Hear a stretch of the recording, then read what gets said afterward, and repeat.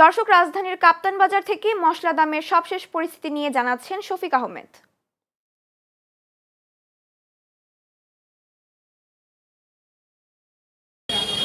তুলসী বা নিত্যপণ্যের বাজারের সাথে পাল্লা দিয়ে কিন্তু বেড়েছে মশলার দাম। যেহেতু সামনে কুরবানির ঈদ, সেই হিসেবে এই কুরবানির ঈদকে সামনে রেখে তো মশলার বাজারের দাম আমরা বাজারে এসে যা দেখলাম সেটি কিন্তু বেশ অস্বাভাবিক।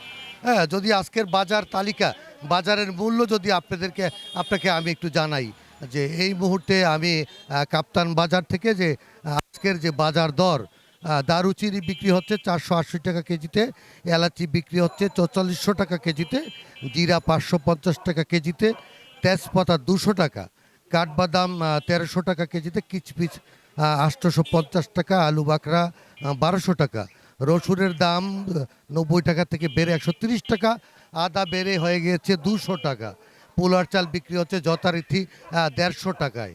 তো তুলসী, আমি যদি আরও বিষয়টি আরও ভালো করে আপনাদেরকে বিষয়টি জানাই যে বিক্রেতারা বলছেন যে মশলা কিন্তু বেশ আমদানি নির্ভর, অর্থাৎ আমাদের দেশে কিন্তু মশলার কোনো উৎপাদন হয় না, সম্পূর্ণ আমদানি নির্ভর। বৈশ্বিক ব্যাপার বিবেচনা করে, জ্বালানির মূল্য, ডলারের মূল্য সব কিছুর বিবেচনা করে বিক্রেতারা বলছেন যে এর দাম বাড়াটা খুব স্বাভাবিক। তবে যেহেতু হঠাৎ করে কুরবানির ঈদে চাহিদা বেড়ে যায়, সেই কারণে কিন্তু দাম অনেকটা বেড়েছে। তবে ঈদের পরের দাম অনেকটা সহনীয় পর্যায়ে আসবে, এমনটা জানিয়েছেন আমাকে কাপ্তান বাজারের ব্যবসায়ীরা।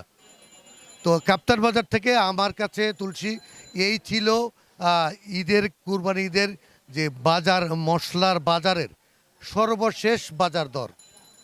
তুলসী, ধন্যবাদ শফিক। দর্শক, এবার আমরা চলে যাব চট্টগ্রামে। সেখানে আছেন আমাদের সহকর্মী তাপস দে আকাশ। তিনি জানাচ্ছেন সেখানকার মশলার দামের সবশেষ অবস্থা।